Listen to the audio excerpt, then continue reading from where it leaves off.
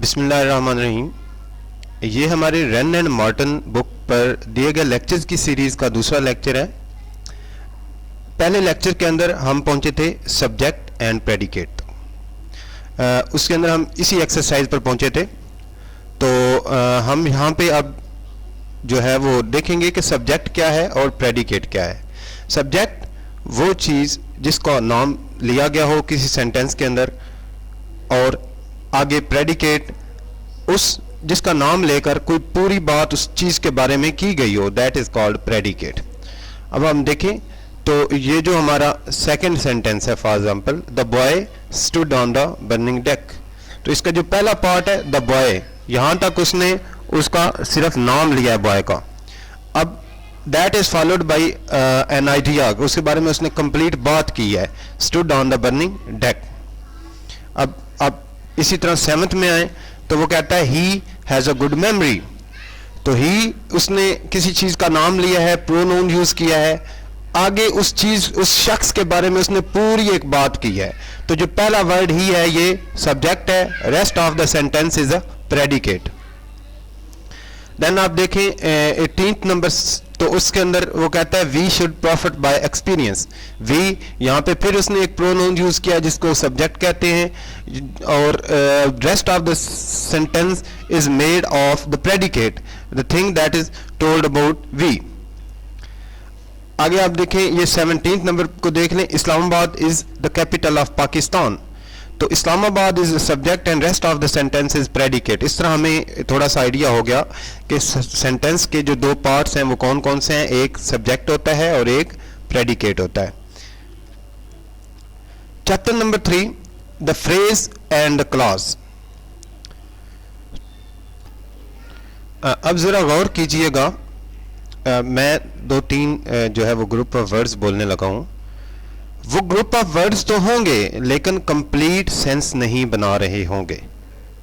Group of words तो होंगे लेकिन एक कंप्लीट सेंस नहीं बना रहे होंगे। जैसा कि at the beach, at the beach मतलब ये एक ग्रुप ऑफ वर्ड्स है लेकिन it is not making complete sense.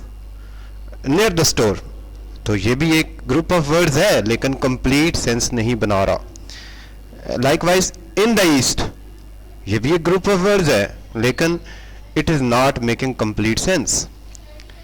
On a wall, ये भी एक ग्रुप ऑफ वर्ड्स है लेकिन it is not making complete sense. But it is representing one part of speech, ऐसा ग्रुप ऑफ वर्ड्स जो किसी एक पार्ट ऑफ स्पीच को रिप्रेजेंट करो। अब हम पढ़ेंगे कि पार्ट ऑफ स्पीच कौन सा क्या है, और वो कंप्लीट सेंस ना बना रहा हो, मतलब उसमें सब्जेक्ट और प्रेडिकेट दोनों अवेलेबल ना हो, तो that very group of words is called a phrase. Such a group of words which make sense, जो सेंस तो बनाता है but not complete sense, is called a phrase. अब आते हैं जी कि हमारी क्लॉज क्या होती है। क्लॉज ऐसा ग्रुप ऑफ वर्ड्स जो कि कंप्लीट सेंस बना रहा हो, जिसमें सब्जेक्ट भी हो और प्रेडिकेट भी हो, that is called a clause. आप जरा गौर कीजिएगा, chain of gold, chain of gold is not making complete sense. Chain which is made of gold, it is making complete sense. So in this way we can see that there is difference between clause and a phrase. तो हमें पता चला कि जो predicate होता है और subject जिसमें कंप्लीट दोनों मौजूद हों, and any group of words which can stand alone, that is called a clause. on the other hand, जो कि stand alone नहीं कर सकता, जो कि अकेले एग्जिस्ट नहीं कर सकता, मुकम्मल मैनी नहीं दे सकता, उसको कहते हैं फ्रेज। अब इन्होंने जो डेफिनेशन की है वो है such a group of words which forms part of a sentence and contains a subject and a predicate is called a clause. Sentence का वो हिस्सा, एक सेंटेंस एक या एक से ज्यादा क्लॉजेस पे मुश्तमिल हो सकता है।